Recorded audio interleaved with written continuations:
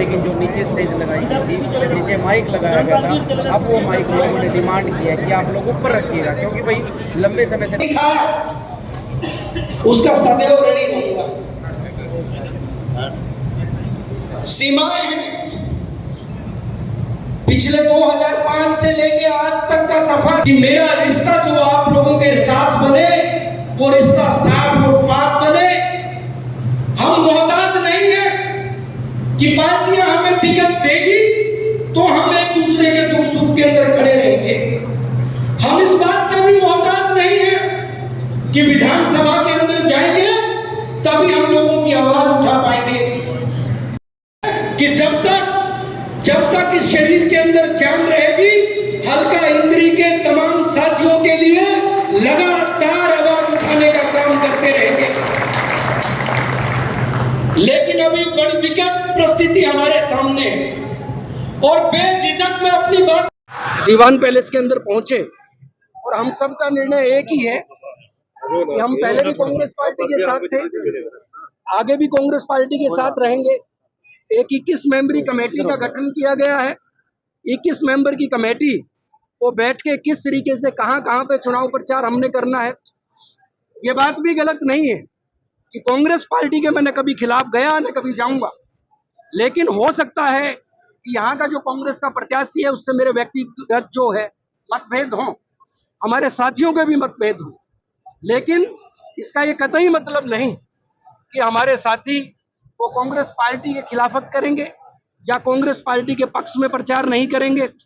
हम सारे साथी संकल्प लेके पूरे जिले के अंदर, चाहे वो घरौंडा विधानसभा है, चाहे हमारी असंध विधानसभा है, नीलोखेड़ी है और हमारी करनाल विधानसभा है, हमारे तमाम साथी कांग्रेस पार्टी और प्रत्याशियों के लिए वोट मांगने के लिए निकलेंगे। हाँ, ये भी मैंने संकल्प लिया है कि इंद्री हलके के अंदर हमारे साथी वो कांग्रेस के पक्ष में रहेंगे, कांग्रेस को वोट डालेंगे।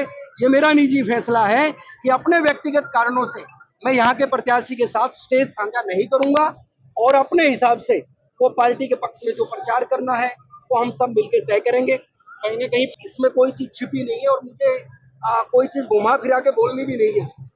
मैं मानता हूं कि जिस प्रत्याशी ने पिछली बार हमारे खिलाफ गद्दारी की, पार्टी के खिलाफ गद्दारी की, उसी पार्टी को हमारे ऊपर थोपने का काम वो पार्टी ने किया। लेकिन पार्टी हाईकमान ने किन परिस्थितियों के अंदर ये फैसला लिया है, तो पार्टी हाईकमान ने भी कुछ सोच के फैसला लिया होगा। तो मैं पार्टी हाईकमान की इस फैसले का दिल की गहराई से स्वागत करते हुए मैं अपने हिसाब से पार्टी के पक्ष में प्रचार करने का काम करूंगा, लेकिन मैं पार्टी प्रत्याशी के साथ कहीं भी मंच साझा नहीं करूंगा। लगता नहीं है कहीं ना कहीं इस चीज का इफेक्ट पड़ेगा वोटर्स पे, एक इनडायरेक्ट वे में अगर देखा जाए तो? देखिए डांगी जी, हमारे सारे जितने साथी हैं सब समझदार हैं और वो पहले भी मेरे साथ थे, आगे भी मेरे साथ खड़े रहेंगे, ऐसा उनके ऊपर मुझे मान है। और आज तक कभी ऐसा नहीं हुआ कि मेरा कोई साथी मेरे को बिना बताए वो कहीं दाएं बाएं निकला। मैडम शैलजा के ऊपर जो गलत टिप्पणियां जिन भी लोगों ने की है, चाहे वो किसी भी समुदाय से आते हो, तो 36 बिरादरी के लोगों में इस बात का रोष है कि किसी व्यक्ति को जाति के आधार पे अगर अपमानित करने का कोई काम करे तो कतई उसको बर्दाश्त नहीं किया जाएगा। और फेसबुक बार के ऊपर मैं देखता हूँ बहुत सारे लोग ऐसे हैं जो आज हमारी कास्ट को लेकर हमारी जातियों के ऊपर भी कमेंट करने का काम करते हैं, कहीं अभद्र बातें बोली जाती हैं जाति के बारे में। तो आज 21वीं सदी का भारत है, संवैधानिक दृष्टिकोण से चलेगा। बहन कुमारी शैलजा जी के बारे में जो भी गलत टिप्पणी करेगा उनके खिलाफ हम सड़कों पे भी उतरेंगे और उनके खिलाफ कानूनन कार्रवाई करवाने की मांग भी करेंगे। चौधरी भूपेंद्र सिंह हुड्डा, उन्होंने भी इस बात के ऊपर बड़ी मजबूती के साथ बात रखी है कि भाई जो भी आदमी चाहे वो किसी भी पार्टी का है, अगर हमारी सीनियर नेता के खिलाफ कुछ बोलेगा तो हम उसको कतई बर्दाश्त नहीं करेंगे। जाति के हिसाब से वोट डाली जाती है तो निश्चित तौर पे प्रत्याशी चयन करके सिर्फ एक जाति के लिए काम करता है। मैं आप लोगों को खुले तौर पे बताना चाहूंगा, जब मैं टिकट का दावा कर रहा था तो यही बात मैंने भी रखी कि जातीय तौर पे समीकरण ना देके जातीय 36 बिरादरी से चुनाव जीता जाता है और आप जाति के आधार पर नहीं काम के हिसाब से जो है लोगों को टिकट देने का काम करें। तो अब भी मैं बोलता हूं कि जो लोग बिरादरीवाद फैलाने का काम करते हैं और जिनकी कम्युनिटी के लोग फेसबुक पर मुझे भी ये बोलते हैं कि जाति के हिसाब से उनको क्या काम करना चाहिए। 21वीं सदी का भारत है और पिछड़ा दलित उनको भी अधिकार है कि वो राजनीतिक जीवन के अंदर आगे आए। तो ऐसे कटु भाषा का प्रयोग करने वालों को हम बर्दाश्त नहीं करेंगे। लगता नहीं है कि वो इंद्री के अंदर भी प्रयास किया जा रहा है।